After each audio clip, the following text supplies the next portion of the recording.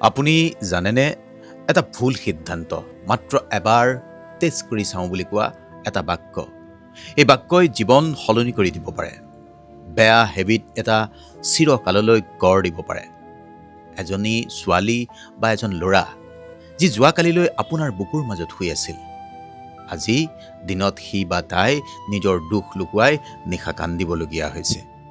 মনে মনে সুযোগ পালেই কিবা নিচা কৰিবলগীয়া হৈছে। প্ৰশ্ন এইটো নহয় সি বা তাই কিয় নিচাৰ কবলত পৰিছে, কিয় মদ খাবলগীয়া হ'ল, সেইটো ডাঙৰ প্ৰশ্ন নহয়। প্ৰশ্নটো হ'ল আমি আগে কি কৰিব পাৰিলোহেঁতেন, কি নকৰিলে আপুনি। সেই কথাটোকেই আজি ক'ব খুজিছোঁ। কি আপুনি কৰা উচিত আপোনাৰ সন্তানে মদ মুখত দিয়াৰ পূৰ্বেই। শুনিবলৈ বেয়া লগা, কিন্তু এটা সৰু কাহিনী আছে, সঁচা কাহিনী। মোৰ এজন জ্যেষ্ঠ বন্ধুৰ এটা কাহিনী ক'ব খুজিছোঁ, নাম নালাগে। তেওঁ এজন পিতৃ, তেওঁৰ ল'ৰা আছে, কলেজত পঢ়ে। ল'ৰাই বন্ধুৰ সৈতে ঘূৰি ফুৰে, নতুন নতুন মানুহ চিনাকি হয়, চিনি পায়। আৰু আজিকালিৰ সময়ত আপোনাক কৈছোঁ, টেষ্ট কৰি চাওঁ বুলি লগ ধৰা বহুত সহজলভ্য হৈ গৈছে। টেষ্ট কৰিবলৈ লগ ধৰা মানুহৰ অভাৱ নাই এই পৃথিৱীত। সেইকাৰণেই আমাৰ বন্ধু পিতৃয়ে আমাৰ লগত পৰামৰ্শ কৰি ল'ৰাটোক মাতি এদিন ক'লে, না, তোমাৰ লগত কথা আছে, তুমি মোক এটা উপহাৰ দিব লাগিব। ল'ৰাটোৱে হাঁহি মাৰি ক'লে, কি উপহাৰ দেউতা? অলপ হাঁহি কিছু গম্ভীৰ কণ্ঠস্বৰেৰে ক'লে, যিদিনাই তোমাৰ মদ খোৱাৰ মন যাব, ইচ্ছা হ'ব, মোক কথা দিয়া, মোৰ লগতে থাকিবা, মোৰ লগত খাবা। মই বিচাৰোঁ তুমি প্ৰথমটো চিপ মোৰ লগত ল'বা। আৰু মই যদি তোমাৰ দেউতা হিচাপে এইটো উপহাৰ বিচাৰোঁ, বেলেগ একো নালাগে মোক, এইটো মাত্ৰ তুমি কথা দিয়া, মোক প্ৰমিছ কৰা, প্ৰমিছ মি, দিবা। সেইদিনা পুতেকে দেউতাকক একো নক'লে, কিন্তু পুতেকৰ মনত এটা কথা গঢ় লৈ উঠিল, মই যদি এনেকুৱা এটা কাম কৰোঁ বা মনে মনে যদি কেতিয়াবা খাওঁ, মই মোৰ দেউতাৰ চকুলৈ চাই কথা ক'ব পাৰিমনে? আজি সেইজন ল'ৰা কলেজ শেষ হ'ল, কিন্তু সি এতিয়াও কোনো নিচাৰ কবলত পৰা নাই। আপুনি নিষিদ্ধ কৰি দিব নালাগে, কিয় জানে? কাৰণ ভয় নহয়, বিশ্বাসে যেতিয়া মানুহক ঘেৰি ৰাখে, যিটো কাম আপুনি শাসন কৰি কৰিব নোৱাৰে, সেইটো আপুনি বিশ্বাসেৰে কৰিব পাৰিব। যিটো কাম আপুনি শাসন কৰি কৰিব নোৱাৰে, সেই কামটো আপুনি বিশ্বাসেৰে কৰিব পাৰিব। আজিৰ সময়ত সমস্যাটো কেৱল নিচা, মদ তেনেকুৱা নহয়। সমস্যা হ'ল সন্তানৰ মন খালী, শূন্যতা। আৰু সেই খালী ঠাই বা শূন্যতা বহু সময়ত ভুল মানুহবিলাকে পূৰণ কৰি আছে। আজিৰ পৃথিৱীত ল'ৰা ছোৱালীৰ মনতো এটা যে শূন্যতা আছে, তাক আপুনি স্বীকাৰ কৰিব লাগিব। এটা খালী ঠাই আছে। আপুনি যদি সেই খালী ঠাই পূৰণ নকৰে, তেনেহ'লে বন্ধু, ছ'চিয়েল মিডিয়া, চাপ, পিয়াৰ প্ৰেছাৰ, সেইবোৰে সেই খালী ঠাই পূৰণ কৰিবলৈ আহিব। বুজি পাইছেতো কি কৈছোঁ? সন্তানৰ মনত যি শূন্যতা, খালী ঠাই, সেই পূৰণ কৰাৰ দায়িত্বও আপুনি ল'ব লাগিব। প্ৰথমে সি বা তাই অলপ আনন্দ ল'বলৈ চেষ্টা কৰে, পাছলৈ সেয়া অভ্যাস হৈ যায়, আৰু তাৰপিছত সেইটো এটা এস্কেপ মেকানিজিম হৈ পৰে। যেতিয়া জীৱনত মানুহৰ দুখ আহে, তেতিয়া মদত আশ্ৰয় লয়। যেতিয়া চাপ বৃদ্ধি পায়, তেতিয়াও মদ, নিচাত ডুব যায়। আৰু এটা সময় আহে যেতিয়া কণ্ট্ৰল আপোনাৰ হাতত নাথাকে, আপুনি চিনি নোপোৱা হৈ যায় আপোনাৰ সন্তানক। আপুনি কয়, এইটো মোৰ ল'ৰা নে? মাকক কয়, বাপেকে, মাকে দেউতাকক কয়, অলৰেডি বহুত দেৰি হৈ যায়। সেইকাৰণেই আজি আপোনাক এইখিনি কথা কৈছোঁ। আপুনি সন্তান নিচাত কিয় পৰে সেই কথাটো জানিব লাগিব। কাৰণটো কি জানে? সিহঁতে কাৰোবাক নিজৰ কথা ক'ব নোৱাৰে। সিহঁতে ভয় খায়, আপুনি জাজমেণ্টেল হৈ পৰে। সিহঁতে নিজকে কুল দেখাব খোজে। আৰু কেতিয়াবা কি হয় জানে? তেওঁলোকে ঘৰতে ভাল পোৱা নাপায়, মৰমৰ অভাৱ। এইটো এটা কঠিন সত্য, কিন্তু এইটো বুজা অতি দৰকাৰ, আপুনি জনাটো দৰকাৰ। এতিয়া প্ৰশ্নটো হ'ল, আপুনি কি কৰিব লাগিব? আপুনি কি কৰিব? বন্ধুত্ব গঢ়ি তোলক পিতৃ মাতৃয়ে সন্তানৰ সৈতে। বহুদিন কৈছোঁ আমি, আপুনি কেৱল ডিচিপ্লিন দিলে নহ'ব, অনুশাসন দিলে নহ'ব, তেওঁলোকৰ লগত আপুনি সময় কটাব লাগিব। জাজমেণ্টেল নহ'ব, তেওঁলোকৰ মন্তব্য শুনক।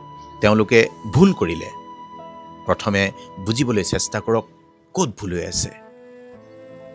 ট্ৰাষ্ট বিল্ড আপ কৰক, বিশ্বাস ৰাখক।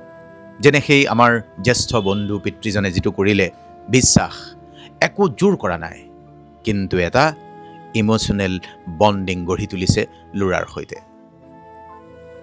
আজি আপুনি খোলাখুলিকৈ কথা পাতক, নিচাৰ কথা পাতক, নিচা নিষিদ্ধ নকৰিব, বুজাওক কিয় এইটো ক্ষতিকাৰক, কিয় এইটোৱে ক্ষতি কৰিব পাৰে, মাৰাত্মক ক্ষতি। আৰু আটাইতকৈ গুৰুত্বপূৰ্ণ এক্সাম্পল হওক। যদি আপুনি নিজৰ ওপৰত কণ্ট্ৰল নাৰাখে, তেওঁলোকক কেনেকৈ শিকাব? নিজেও আদৰ্শ হওক ল'ৰা ছোৱালীৰ বাবে। মূল কথাটো হ'ল আপুনি মনত ৰাখিব লাগিব, আপুনি আপোনাৰ সন্তানৰ জীৱনৰ প্ৰথম হিৰো। যদি আপুনি সিহঁতৰ পৰা আঁতৰি যায়, বাহিৰৰ আন কোনোবাই আহি সেই ঠাই ল'ব।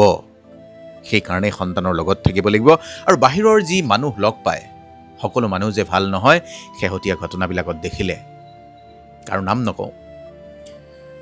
কিন্তু এটা কথা মনত ৰাখিব, এদিন আপোনাৰ ল'ৰা ছোৱালীও ডাঙৰ হ'ব, নিজৰ জীৱনক লৈ ব্যস্ত হৈ পৰিব, কিন্তু আজি এই মুহূৰ্তত তেওঁলোকক আপোনাৰ সময় লাগে।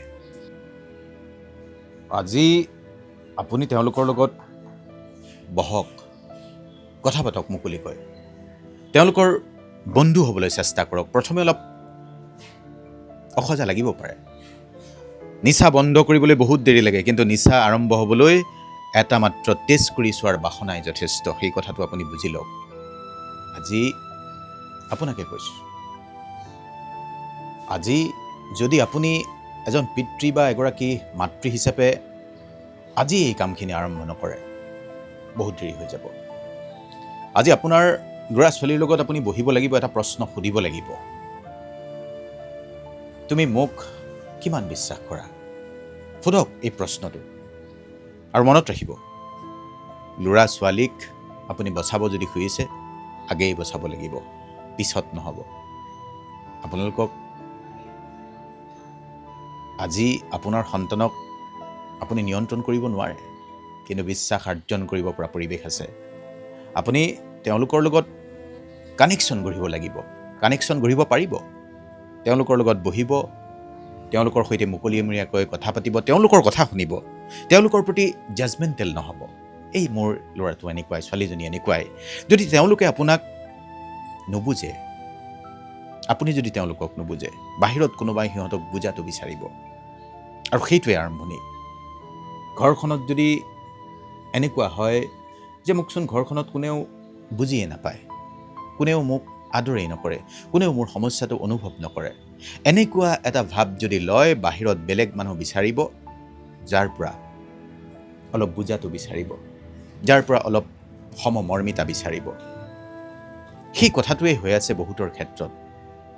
যেতিয়া ঘৰখনত সেই পৰিৱেশটো নাপায়, আপুনি ভাবে খোৱা দিছোঁ, টকা দিছোঁ, কিতাপ পত্ৰ দিছোঁ, কাপোৰ কানি দিছোঁ, আৰুনো মই অভিভাৱক হিচাপে কি কৰিম? আপুনি কৰিবলগীয়া আছে, আপুনি কৰিবলগীয়া আছে এইটোৱেই যে সিহঁতৰ মনটোক আপুনি বুজা দৰকাৰ। আপুনি যিটো শৈশৱ পাৰ কৰি আহিছে, আপুনি যিটো জীৱন পাৰ কৰি আহিছে, তেওঁলোকৰ জীৱন আপোনাৰ দৰে তেনেই সহজ সৰল নহয়। যিবোৰ ল'ৰা ছোৱালীয়ে জন্ম হৈয়ে স্মাৰ্টফোন পাইছে, যিবোৰ ল'ৰা ছোৱালীয়ে জন্ম হৈয়ে ছ'চিয়েল মিডিয়া পাইছে, সেই ল'ৰা ছোৱালীৰ মনোজগতটো আপোনাৰ মোতকৈ অলপ বেলেগ। গতিকে অনুধাৱন কৰিব পাৰিব লাগিব, ট্ৰাষ্ট বিল্ডিং প্ৰক্ৰিয়া এটা, বিশ্বাস।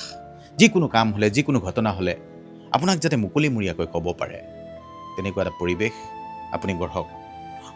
থাম্বনেইলত দিয়া কথাটো আকৌ কৈছোঁ, এই যে কিছুমান কথা আমি কওঁ, কিছুমান কথা আমি ভাবোঁ যে এইটো কৰিলে এইটো হয়, এইটো কৰিলে এইটো হয়, বহুত বুজোৱাৰ প্ৰয়োজন নাই। বহুত কথা কৈ কৈ কাণ ঘোলা কৰি দিয়াৰ প্ৰয়োজন নাই। কিছুমান কথা ৰিয়েকশ্যনত স্পষ্ট হয়। এইটো কথা আপুনি বুজাব পাৰিব লাগিব যে মোৰ জ্যেষ্ঠ বন্ধু পিতৃজনে যিটো কৰিলে, সেইটো আপুনি বহুত দেৰি কৰিব নোৱাৰে। ক্লাছ 8, 7 যেতিয়া বুজি পোৱা হয়, তেতিয়া এনেকুৱা ধৰণৰ এটা কথা কৈ থ'ব লাগিব যে এইটো কাম তুমি যেতিয়াই কৰিবা, যেনেকুৱা যিকোনো ধৰণৰ কাম, তেতিয়াই এবাৰ আমাৰ মুখলৈ মনত পেলাবা।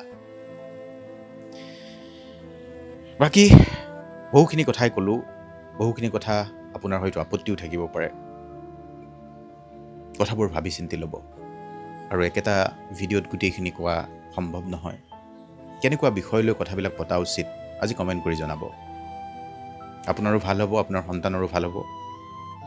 কেৱল বুজা পৰা বিশ্বাসৰ এখন পৃথিৱী গঢ়ক। ভালে থাকিব।